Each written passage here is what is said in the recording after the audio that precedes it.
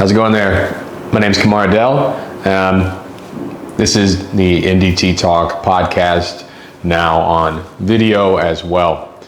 First off, I wanted to say thank you to everyone who reached out and interacted with the podcast in any way. A special thanks to all the guests that appeared, and a special thanks to everyone who reached out with questions, comments, and just general praise. I really appreciate it, and it's part of the reason why I want to go ahead and get back into it.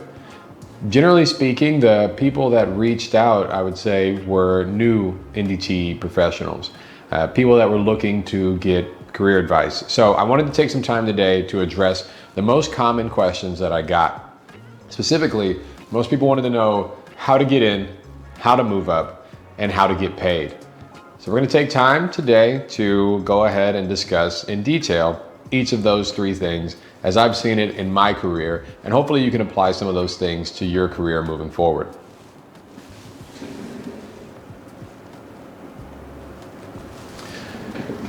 First up, how to get in. So say you're sitting around and you really just looking for a career change, you're bartending or doing nothing, or college just feeling like it's not going to be for you.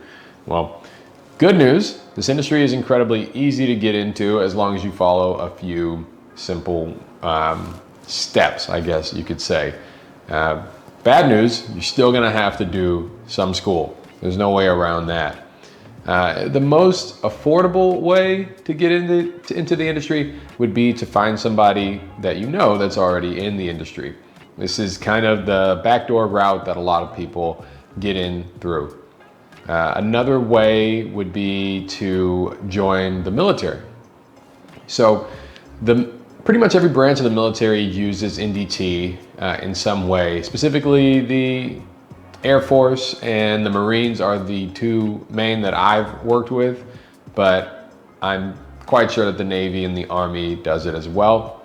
Some of the most professional and hardworking inspectors that I've met have come from the armed forces. They're also some of the most wild and unpredictable inspectors that I've met, and so your experience may vary depending on who you get and how. Personalities, you know. So, for the most part, to be able to learn NDT or NDI or NDE in the military, you'll have to re-enlist, with the exception of the Air Force. I've been told that Air Force will allow people to go directly into NDI from the very beginning. Once you bid to join NDT and you've been accepted, you'll be sent to Pensacola for the most part. I think there's another one for NDI school. While there, you'll earn the 5 major methods, which are UT, PT, MT, ET, and RT. The military is probably the only program that will have you fully certified in almost all of the big 5 by the time you leave, because you'll go directly from your training school to your job on base or wherever they've got you working. And there you will be actually performing the duties, so you'll be certified by the time you leave.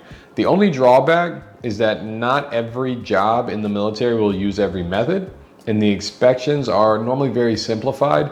So most people complain that they didn't really get a true in-depth understanding of the methods before they left.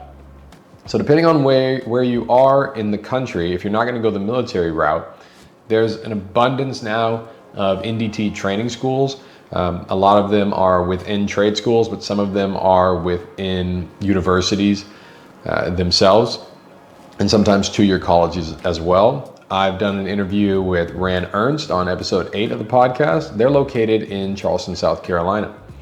I've worked with a lot of people that come out of Spartan College, which is in Tulsa, Oklahoma. I believe their core tuition right now is about $30,000. I can't remember exactly how long the program is, but like I said, I've worked with a lot of people from there, so they must be doing something right. A lot of the guys that I've worked with do have, I would say, mixed reviews of the school, but I would say generally they provide a structure and framework that will allow for you to progress depending on your particular disposition and mood. You're going to learn all of the major methods. I believe they even teach some advanced as well. That's if you're in the South region. Of course, Houston, they have a lot. Ocean Corp is one. The University of Ultrasonics is another. Lavender NDT, Hellier NDT is another one. If you're in Southern California, you can go to the AATA. I did an interview with John Stewart on episode 7 of the podcast. You'll leave there with training in the Big 5 plus advanced method trainings like phased array. They have scholarship programs that will cover your full cost of enrollment if you are a veteran or a California resident. You might have to be both. Reach out to AATA to find out if you qualify. Also for veterans, there's Warrior to Inspector. That's Kenny Green School in Flagstaff, Arizona. Specializing in training former military personnel in all methods and even assisting with API certifications. For the Midwest, there's the Ridgewater School. I've worked with some people from the Ridgewater School. That's in Hutchinson, Minnesota. Iowa State University also offers a NDT minor if you want to go the university route. And there's many others. I'm going to put links in the podcast description and in the YouTube link as well. It'll be in the description below. So it's an ever expanding list as the demand for skilled labor continues to increase in America. And with the bridge collapse that just happened in Pittsburgh, I believe that the new administration and all future administrations will be investing a lot more in infrastructure. And with that is going to come a lot of inspections. We're going to have to build new stuff and we're going to have to take care of old stuff. And that means that they're going to need a lot of plumbers, welders, fabricators. We're going to need a lot of engineers, but we're going to need a whole lot of inspectors. And these are high-paying jobs, especially for people with limited education or people who just, not everybody's built to sit in a desk all day. To this point, it's still not a job that I've ever had, and it's not something that I particularly want to do.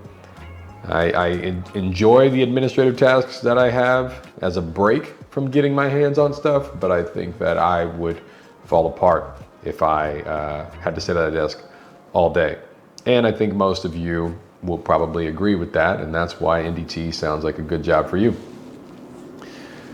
Pretty much all of the programs that I've listed and will have in the links will offer some kind of job placement.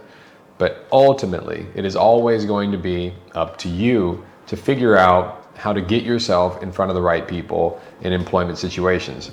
I've recommended your local AS&T chapter before in the past, and I'll do it again because pretty much everyone in there is going to be level 3s, quality managers, NDT managers, something like that. The kind of people that if they like you and want to take a risk on you, you'll be able to get yourself at least a trainee position. And that's really it, because in the very beginning, it doesn't matter how much classroom training you have. You're going to need a minimum of, I think the latest revisions of TC1A and NAS 410 all require, even for PT, a minimum of 1,000 hours in NDT. I have to double check that, but to directly qualify as a level 2 in any method, I think the minimum is around that. So, you're talking about 6 months of an investment that a company has to make in you just to get yourself billable. So at the end of the day, it's all up to you. To start out, say you've already got your NDT school out of the way and you're trying to figure out where to go, I would fully recommend going with one of the big inspection companies like a Team Industrial Services, A+ RTD, Mistras, Acuren. Hellier is basically owned by the same people that own Acuren. So that's a great school to go to if you want to go ahead and begin rubbing elbows with those people already. If they take a liking to you, you're more than likely going to be up for the next round of big contract work, which I couldn't recommend enough. These companies have all the methods. They can give you rope access training. The only drawback to jobs like this is that you tend to be gone. So it won't really matter where you're based. You'll get a phone call, they'll send you a plane ticket, and then you'll show up where they need you. If that's the kind of thing that excites you, then I would say that is where you need to go. These companies will help you develop, and my suggestion is that you avail yourself of every opportunity to do that, should you go that route. But at the end of the day, it's all on you. The next most often questions that I get is, okay, so I'm here and I need to know how to move up. Well, it's truly up to you how far you go in this industry. In my lifetime, NDT has been an excellent way to make well over the national average pay with very little financial investment as comparison to traditional college. And if that's all you need, great. But for those that have aspirations to become a highly skilled technician and or level 3s, you'll need to put work in, and my suggestion is to find a mentor. Every job site, every company, they're gonna have new guys and they're gonna have old heads and they're gonna have supervisors. It's gonna be up to you to make a personal connection with somebody who can propel your career forward. A lot of times, old heads are not too keen on sharing their knowledge because they see their knowledge as job security. It feels great to be the person on the job site that can solve all of the problems.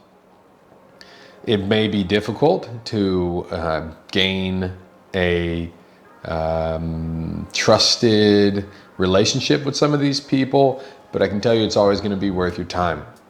And when I started my career, I was working for my grandfather, but even he didn't make it easy on me. I'll just say that. We worked a lot of hours. I did all the crap work, and in the beginning, all I did was run and fetch the buckets of coupling and roll the heavy bars out of the way. You know, when we're working on the timbers, I would prep the material and knock dirt and dust off of it. And it was generally very disgusting for a long time. You know, come home filthy, your pants can pretty much stand up when they dry out, you know, covered in rust and scale and oil from who knows what. And that's the beginning of it, you know, and those pays range anywhere from $12 to $18 an hour, depending on where you are in the country. And that's pretty good trainee pay.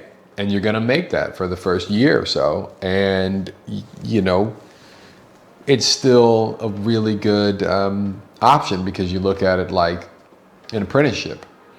I work with a young man that I met at SpaceX, well, worked with him there, who had come from, I want to say it was Mistras or Team, I can't remember which, and he was climbing pipe racks and doing thicknesses.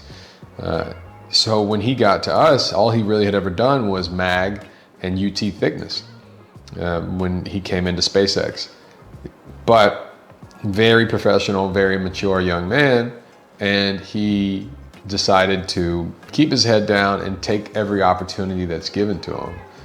And at the end of the day, moving up is going to require you to take every opportunity that's given to you. So when somebody says, I need you to do X, Y, and Z, we need somebody to hold the camera for the RT, we need somebody to, like I said, go get water for the UT guys, that's what you've got to do.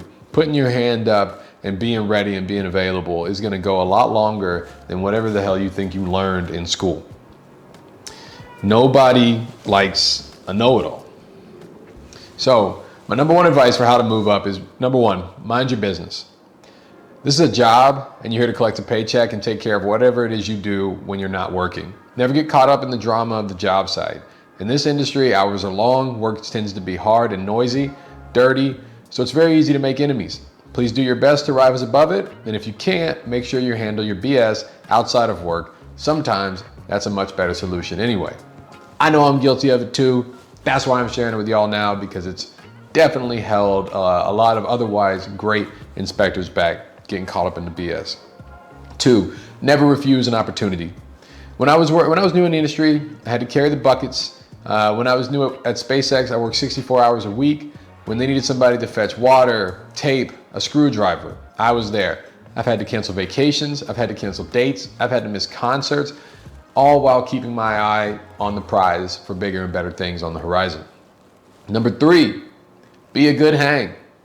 The vast majority of our time is spent in between jobs. whether it's waiting for something to get ready, driving in the truck to the job site, calibrating, evaluating data, we spend a lot of time that's mostly just downtime.